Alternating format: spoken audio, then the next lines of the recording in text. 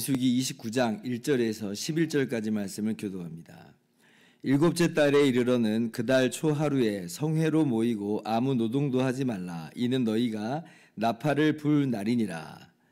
너희는 수송아지 한 마리와 순양 한 마리와 1년 되고 흠없는 순양 7마리를 여호와께 향기로운 번제로 드릴 것이며, 그 소제로는 고운 가루에 기름을 섞어서 쓰되 수송아지에는 10분의 3이요 순양에는 10분의 2요 어린 양 7마리에는 어린 양 한 마리마다 10분의 1을 드릴 것이며, 또 너희를 속죄하기 위하여 순염소 한 마리로 속죄제를 드리되 그달의 번제와 그 소제와 상번제와 그 소제와 그 전제 외에 그 규례를 따라 향기로운 냄새로 화제를 여호와께 드릴 것이니라. 일곱째 달 열흘날에는 너희가 성회로 모일 것이요 너희의 심령을 괴롭게 하며 아무 일도 하지 말 것이니라. 너희는 수송아지 한 마리와 순양 한 마리와 1년 된 순양 7마리를 다 흠없는 것으로 여호와께 향기로운 번제를 드릴 것이며, 그 소제로는 고운 가루에 기름을 섞어서 쓰되 수송아지 한 마리에는 10분의 3이요 순양 한 마리에는 10분의 2요 어린 양 7마리에는 어린 양 한 마리마다 10분의 1을 드릴 것이며, 같이요 속죄제와 상번제와 그 소제와 그 전제 외에 순염소 한 마리를 속죄제로 드릴 것이니라.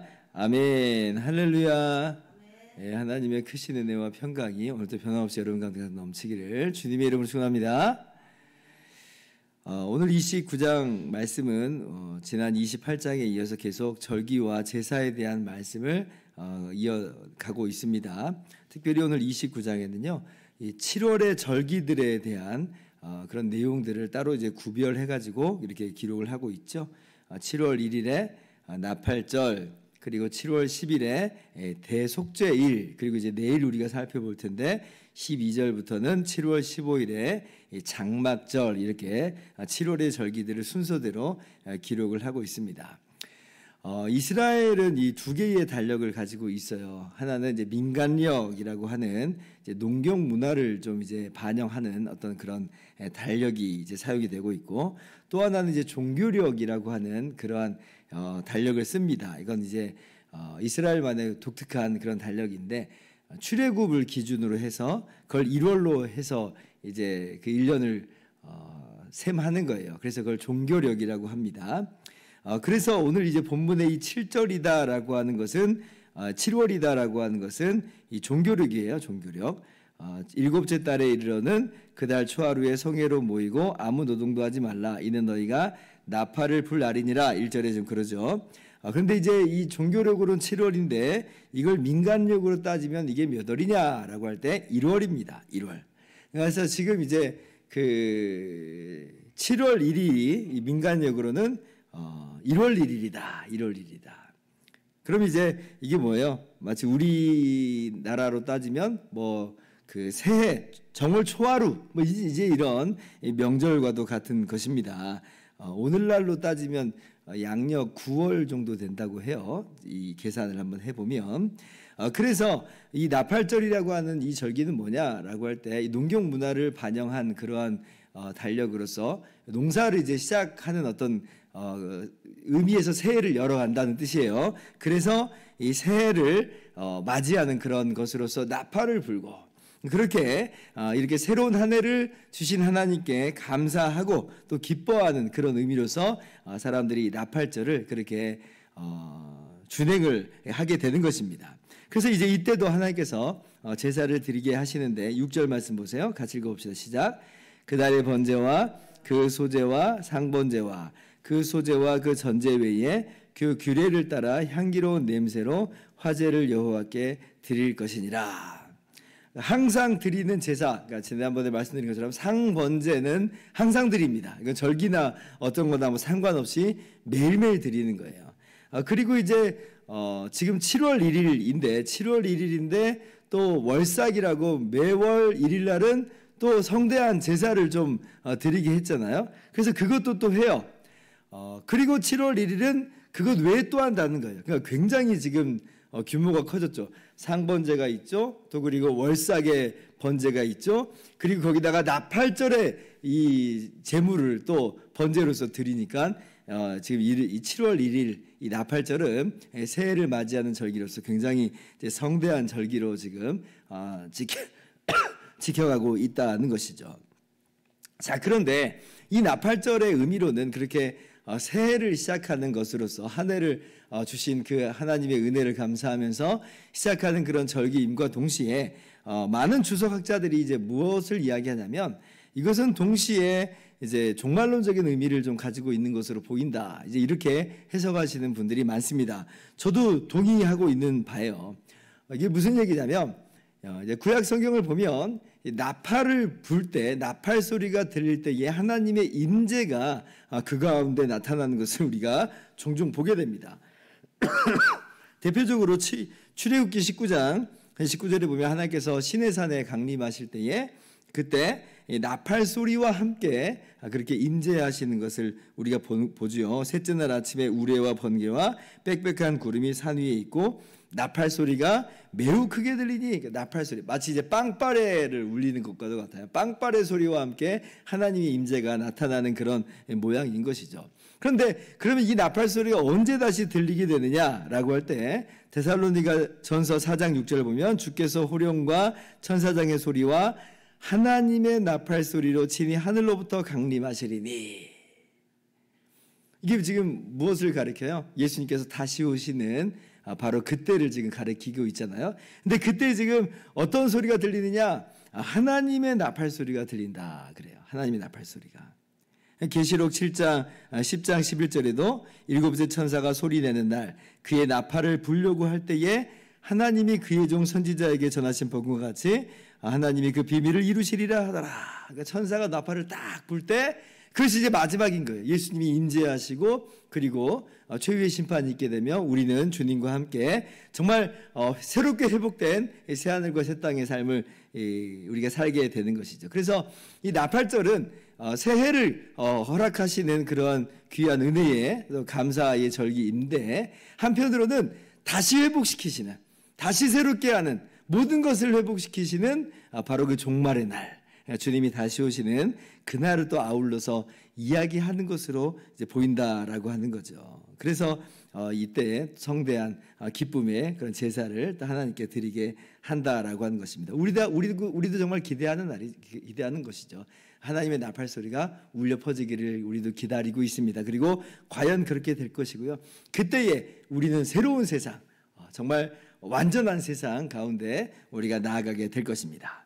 자, 그리고 이제 7절 이하를 보면 이제 대속제일에 대한 제사 규례를 말씀하고 있으세요. 7절 보세요. 일곱째 달 열흘날에는 너희가 성회로 모일 것이요 너희의 심령을 괴롭게 하며 아무 일도 하지 말 것이니라. 그러니까 7월 이제 10일이죠. 7월 10일. 이때는 이제 어떤 날이냐면 우리가 아시는 분은 아시겠지만 이 대제사장이 1년에 딱 한 번 지성소로 그렇게 들어가는 날이 있는데 바로 이 7월 10일 바로 이 대속제일이라고 하는 이날 대제사장이 지성소로 들어갑니다.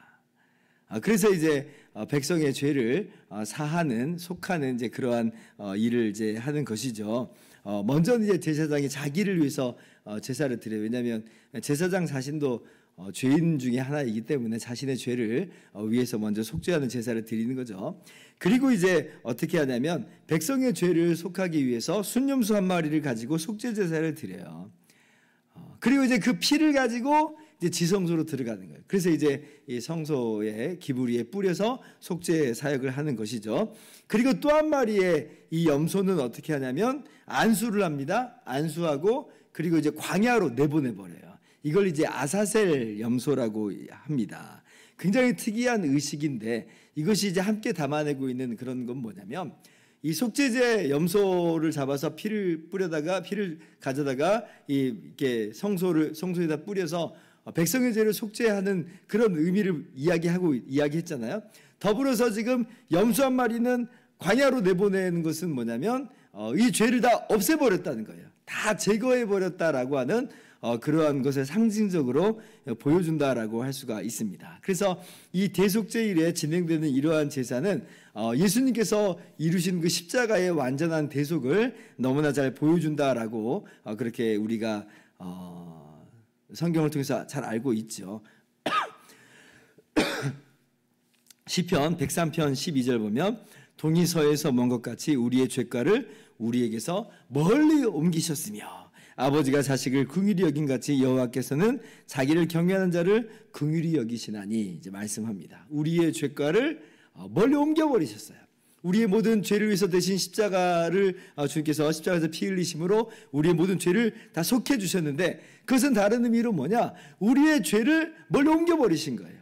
다시는 보이지 않게끔 우리랑 무관하게 옮겨버리시는 그러한 모습이다라고 하는 것이에요. 그래서 이 아사셀 염소가 바로 그런 것까지도 함께 담아내고 있는 것입니다. 그러므로 우리가 예수님의 십자가로 말미암아 완전한 죄사함의 은혜를 누리는 거죠. 그것이 구약에서 이 대속제일에 이 속죄 제사로서 지금 예표되어 있고 그림자로서 지금 작동하고 있다라고 하는 것이에요. 어떻게 우리가 새하늘과 새 땅에 완전한 회복된 그러한 이 하나님의 구원 안으로 들어가느냐라고 할 때 다른 것으로가 아니죠. 바로 예수님의 그 피 흘리신 이 속죄 제사를 통해서 우리의 모든 죄가 속해지고 우리의 모든 죄가 다 옮겨짐으로 말미암아 우리가 거저 이 하나님의 영광스러운 나라로 정말 새롭게 펼쳐지는 그 나라로 나팔이 울려 퍼질 때에 시작되는 그 나라로 들어가는 거예요. 우리의 행위와 우리의 공로와 우리의 의와 어떤 자격과 조건이 대단해서 들어가는 게 아니라 오직 우리를 위해서 피 흘리신 주님의 그 은혜로 말미암아 거저 들어가게 된다. 오늘 말씀이 바로 그러한 내용들을 우리에게 흘낏 이렇게 보여준다라고 할 수가 있습니다.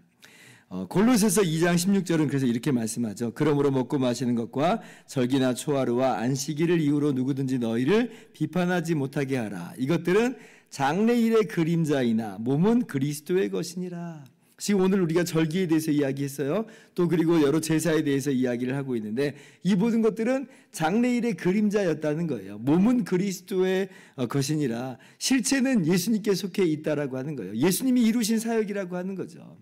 그래서 우리가 더 이상 어떤 지금 절기를 지키지 않고 제사를 지키지 않습니다. 그런데 그것들이 가리키고 있는 바가 무엇인지는 무엇인지 아는 것은 중요해요. 왜냐하면 그것으로 말미암아 우리가 받은 은혜를 더 풍성하게 우리가 기억하고 깨닫고 감사할 수 있기 때문에 그렇습니다. 오늘 여기 이제 말씀에서 읽었던 이 나팔절이나 또 이 대속제일을 보면서 거기에서 진행되는 여러 제사들을 통해서 이것이 예수님의 구원 사역이구나. 예수님께서 우리 가운데 가져다 주시는 이 새하늘과 새 땅의 놀라운 은혜를 지금 우리에게 말씀해 주시는 거구나라고 깨닫고 오늘 또 기대하고 사모하면서 그 나라를 대망하면서 나아가는 주님께 감사하면서 나아가는 저와 여러분들 되기를 주님의 이름으로 축원합니다. 기도하겠습니다.